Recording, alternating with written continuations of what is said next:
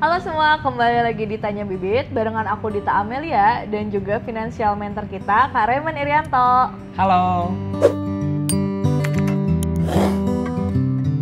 Nah, kali ini kami bakal bahas dan juga jawab pertanyaan-pertanyaan tentang biaya punya anak gitu. Ngomong-ngomong, Kak Raymond udah punya anak belum? Satu. Udah nyiapin banyak dana-dana tabungan? Udah keluar banyak dana dan juga udah nyiapin buat selanjutnya apa lagi. Oke, berarti bisa nyambung nih ya sama pembahasan mudah-mudahan kita kali ini. Jadi ada pertanyaan nih, yang pertama, Kak aku baru menikah tapi pasangan aku belum mau punya anak karena katanya butuh siapin banyak biaya. Emang bener begitu ya Kak?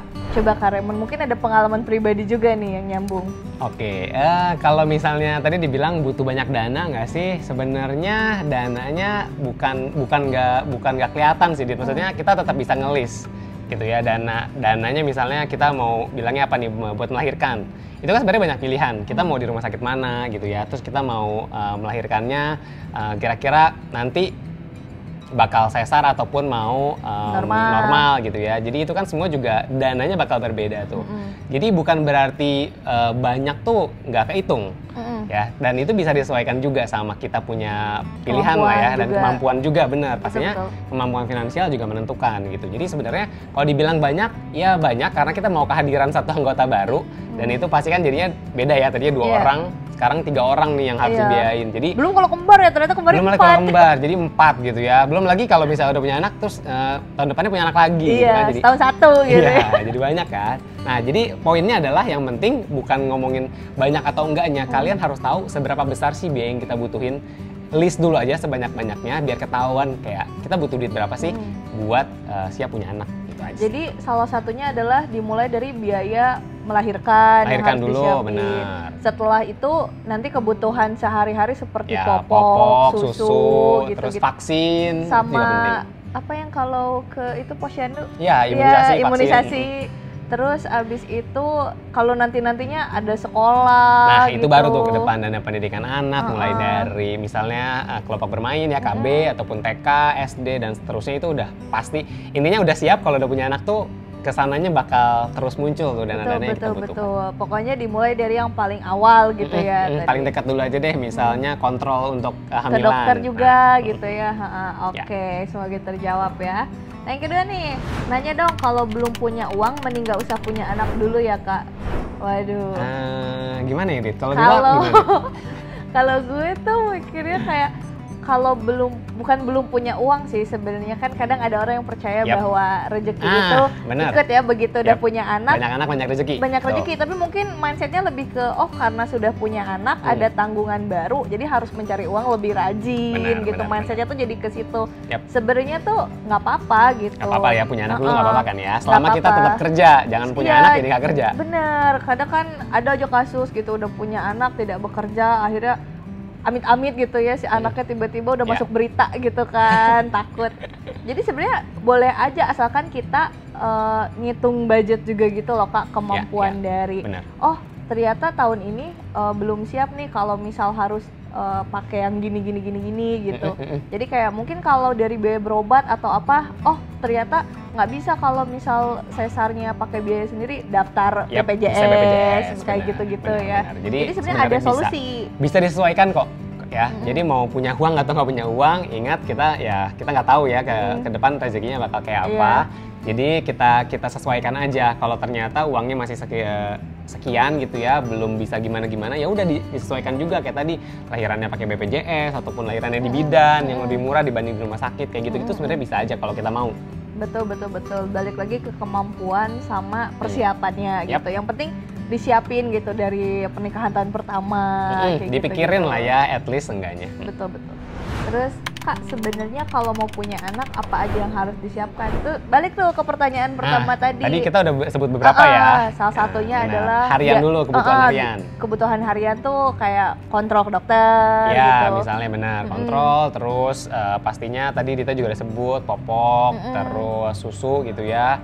Terus belum lagi semua MPASI, peralatan mandinya semua segala macam itu kan sebenarnya kecil-kecil tapi bakal berulang tuh Dit. Iya, pakaian, baju kayak gitu-gitu. Itu sebenarnya hal-hal yang kecil tapi cukup sering. gitu ya. Terus di luar daripada itu yang pastinya perlu adalah biaya untuk vaksin. Tapi tenang aja karena vaksin ada beberapa vaksin yang gratis juga dari pemerintah gitu. Jadi nggak perlu terlalu nyiapin yang besar-besar banget. Tapi yang perlu diperhatikan adalah yang penting kita dana darurat itu dibesarin, Dit. Karena bisa jadi kan anak waktu masih kecil misalnya kena sakit perlu dibawa ke dokter, itu kan butuh biaya. Butuh biaya yang besar nggak sih Kak untuk punya anak? Enggak juga, kalau kita bisa mengatur dalam arti adalah kita bisa tadi ya nggak usah pentingin ego ataupun lifestyle, yang penting adalah kita tahu kemampuan kita kayak gimana, ya udah kita ngikut aja. Jadi intinya adalah jangan memaksakan. Jadi butuh biaya besar enggak, tapi jangan memaksakan. Karena banyak ya, biasanya apalagi iya nggak sih kalau perempuan atau ibu-ibu itu kayak pengen yang terbaik buat anak. Bener nggak? Jadi segala sesuatu dibeliin yang nyaman, dibeliin yang oke banget lah, yang grade-nya A. Tapi sebenarnya kemampuannya nggak di situ, akhirnya keganggu lah. Terus kepakainya nggak lama juga gitu kan, itu sebetulnya. Ya. Misal kayak, oh pakai baju bahan ini, ternyata kepake cuma 3 bulan karena anaknya cepat besar gitu betul, kan. Betul. Jadi gimana trik kita aja ya untuk pinter-pinter lah ngatur supaya pengeluaran tuh nggak overload gitu, nggak over over, budget, benar, nggak over budget, dan juga kita nggak impulsif. Ini kayaknya lucu beli, nah itu bahaya. Wah kayaknya ini kostum yang ini lucu nih buat anaknya, tapi kayak kepake sebulan kita keburu gede. Betul. Gitu kan. Oke.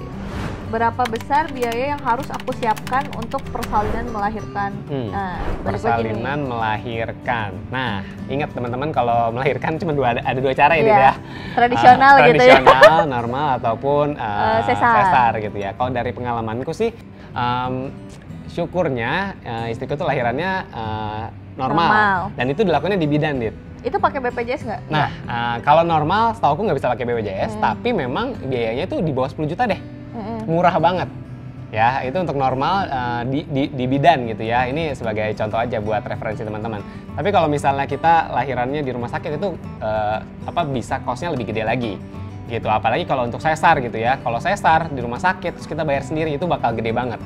Jadi bisa diakalin dengan cara ya misalnya kita pakai BPJS lah untuk sesar, kalau normal kita di bidan. Nah kayak gitu udah cukup sebenarnya. Jadi kalau dibilang yang lahirannya besar atau enggak relatif, tergantung lahirannya sesar atau normal.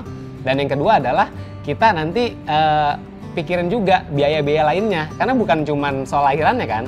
Misal di rumah sakitnya berapa lama gitu. Itu juga benar. Terus kita butuh vitamin, kita butuh misalnya kontrol. Itu sebenarnya biaya-biaya yang kecil tapi nggak kepikiran biasanya. Betul. Orang fokusnya ke biaya lahiran, tapi sebenarnya sebelum kelahiran banyak biaya yang kita perlukan juga. Setelah lahiran pun itu kan masih ada waktu-waktu perlu kita kontrol juga bawa bayinya dan lain-lain. Jadi teman-teman jangan cuma mikir ke satu dana melahirkan aja, tapi coba berpikir lebih luas lagi. Karena itu bisa jadi ditambah-tambah tuh bisa jadi gede juga. Nah ini tuh enaknya tuh kayak bisa ikutan bibit bareng tuh. Misal gitu, suami atau sama istri gitu bikin bibit bareng tentang biaya persalinan gitu. Jadi istri ngisi berapa, terus suami ngisi berapa gitu, kelihatan itunya. Kalaupun tidak terpakai untuk misal kayak ternyata kita bisa pakai BPJS, ternyata kita salinannya normal, itu kan budgetnya tetap bisa kepake untuk persiapan yang kayak tiba-tiba beli stroller, atau tiba-tiba beli baju. Gitu jangan kan. Dibeliin gadget ya. Iya. Kayak gitu-gitu ya. Nah itu dia tadi sedikit penjelasan tentang gimana sih biaya untuk punya anak gitu, dan beberapa cara menghitung dan juga nabungnya. Semoga bermanfaat buat teman-teman yang mau berkeluarga atau mau punya anak. Terima kasih udah nonton. Kalau masih ada pertanyaan bisa langsung komen di YouTube kita ya. Thank you.